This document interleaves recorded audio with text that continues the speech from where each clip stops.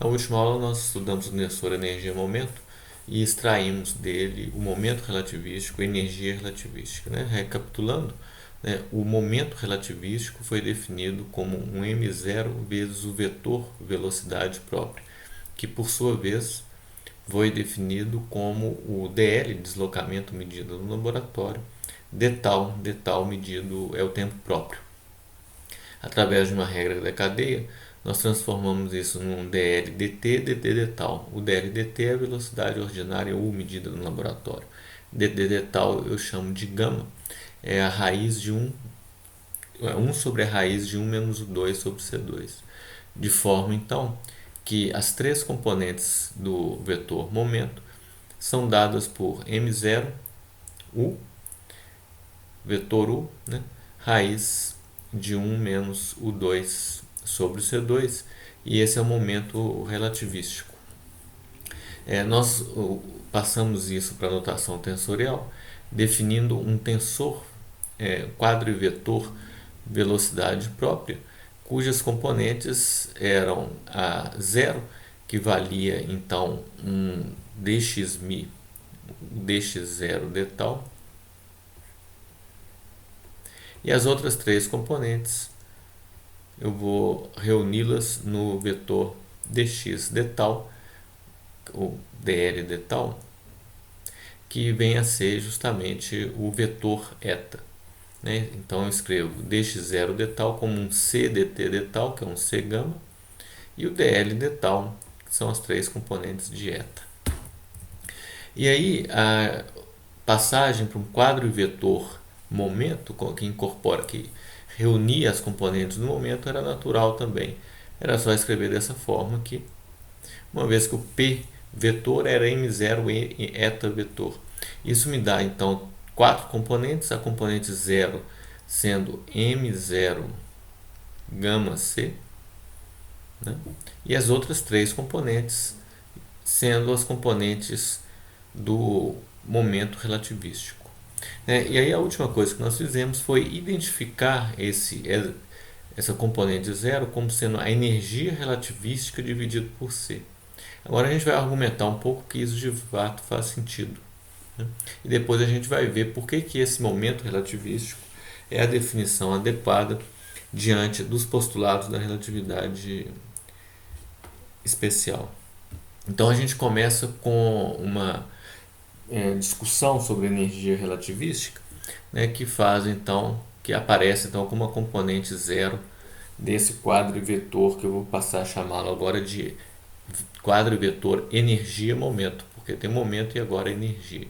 Então, isso me diz que a energia é dada por m0 C2 dividido pela raiz de 1 menos o 2 sobre C2. Então, vou estudar isso aqui um pouquinho mais. Então, é assim porque é o P0 vezes C. O P0 é m0 C vezes C C2 e o gama 1 sobre a raiz. Então, por que isso pode ser considerado uma definição de energia relativística?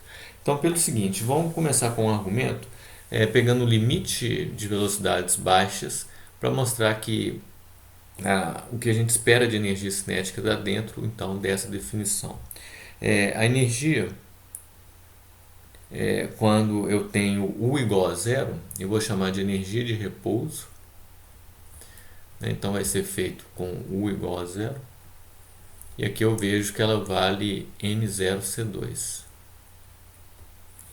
Então eu posso definir uma energia cinética de forma bastante natural, vou chamar de E de K, como energia relativística menos a energia de repouso.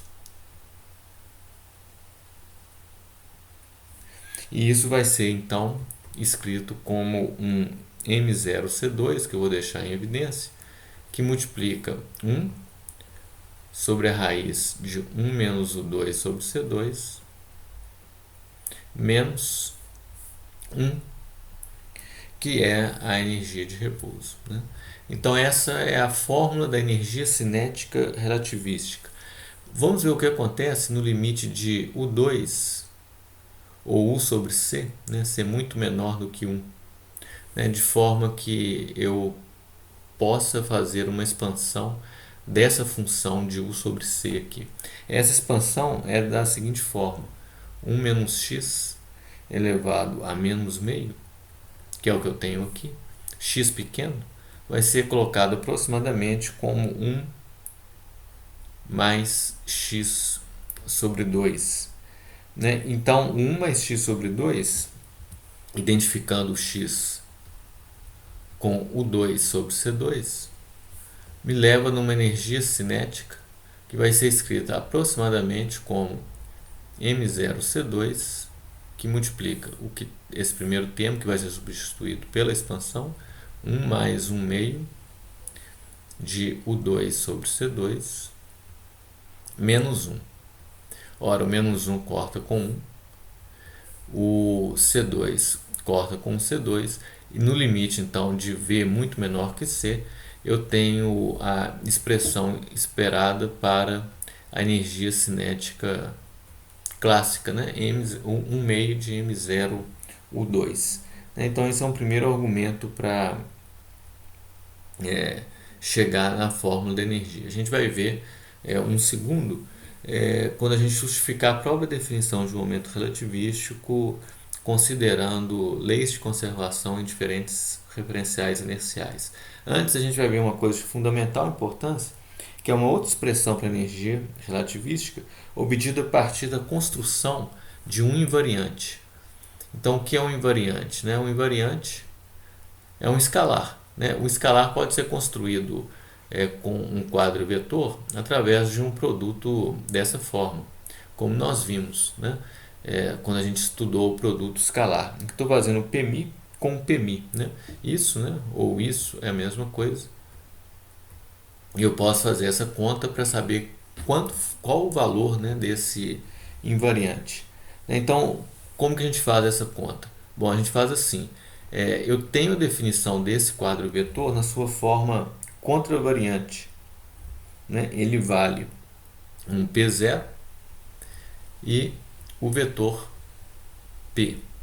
Uma outra forma de escrevê-lo é sobre C, então, que vale o meu P0, e o P aqui, que é um M0U sobre a raiz de 1 menos o 2 sobre C2. Isso é o que nós sabemos. Como eu construo a versão covariante dele necessária para fazer essa conta? Então eu faço um abaixamento de índice. Fazer o abaixamento de índice tem que usar o tensor métrico covariante dessa forma.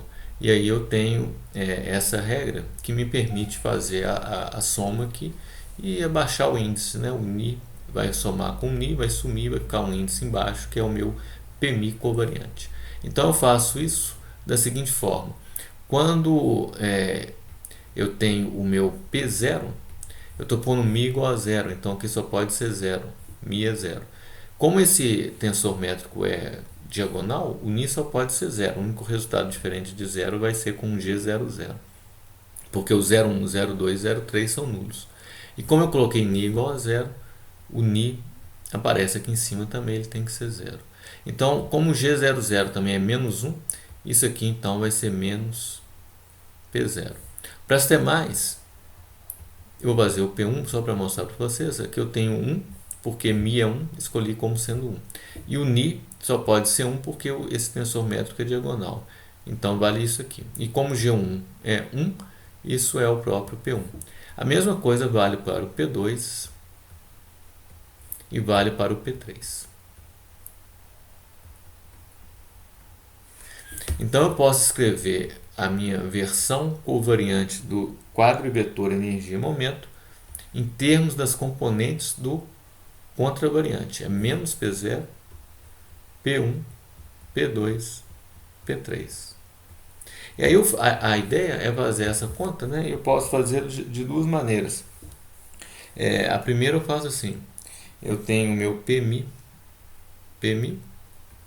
e aí eu faço o produto então de um P0, P1, P2, P3 com P0, só que o P0 embaixo é o menos P0 em cima, P1, P2, P3. Substituir nesse segundo parênteses os resultados que eu obtive aqui, ó.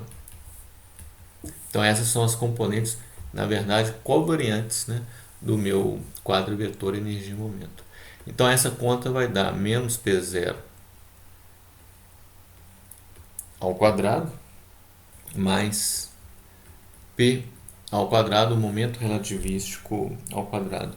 E isso aqui, por sua vez, eu substituo essa conta, lembrando que a minha energia relativística vale isso aqui.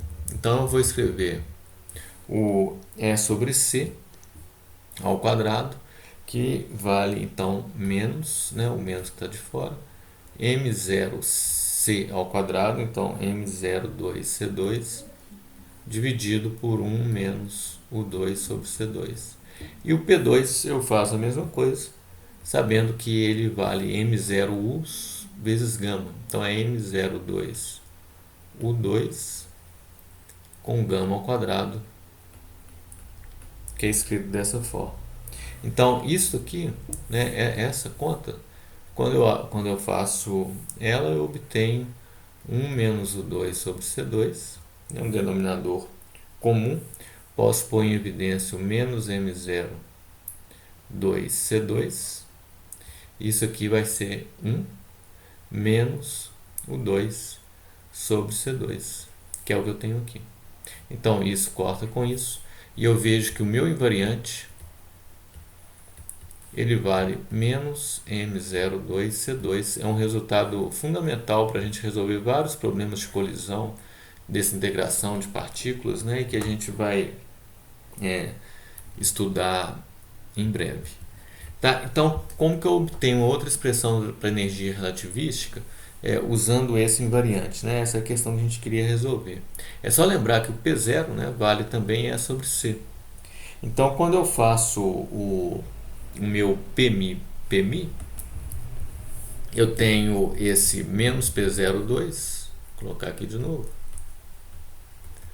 é menos P02, né, que é essa conta, mais P2. Então agora eu vou deixar desse jeito, né, lembrando que o P0 é E sobre C. Então isso aqui é menos, é 2 sobre C2 mais P2. Porém, isso aqui eu acabei de ver, vale menos M02C2. Então, reorganizando essa expressão, eu tenho que E2, tem um sinal menos aqui, vai valer P2C2 mais M02C4. É uma expressão para energia relativística que leva a uma conclusão interessante, né? Vou escrever o momento relativístico aqui de novo para a gente ver o que a gente pode inferir desse resultado. Esse é o momento relativístico. O momento clássico, né, era só M0U. Então, na fórmula clássica, quando a massa da partícula é zero, o momento é zero, porque sendo P igual a M0U, com M0 zero, P é zero. Mas isso era no clássico. No relativístico, eu tenho essa expressão. Então, quando eu tenho uma expressão desse tipo, eu ponho M0 igual a zero, eu não posso dizer que o P é igual a zero, porque tem um caso que é o U igual a C, quando a partícula está com a velocidade da luz, em que eu tenho uma indeterminação nessa expressão, com M0 igual a zero. Seria 0 sobre 0. 0 por causa do M0, 0 porque o U é igual a C.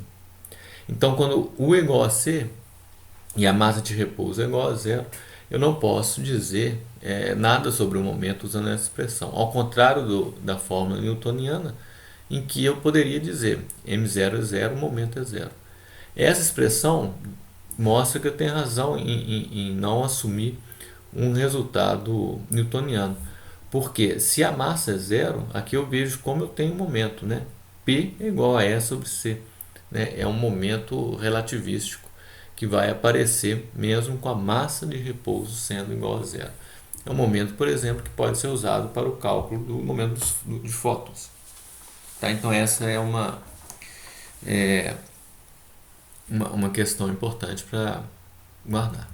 Tá? Então eu vou deixar para o próximo vídeo a gente entender leis de conservação em diferentes referenciais inerciais e por que isso nos mostra que, de fato, a escolha da expressão de momento relativístico e energia relativística são importantes de serem definidos dessa forma para garantir os postulados da relatividade.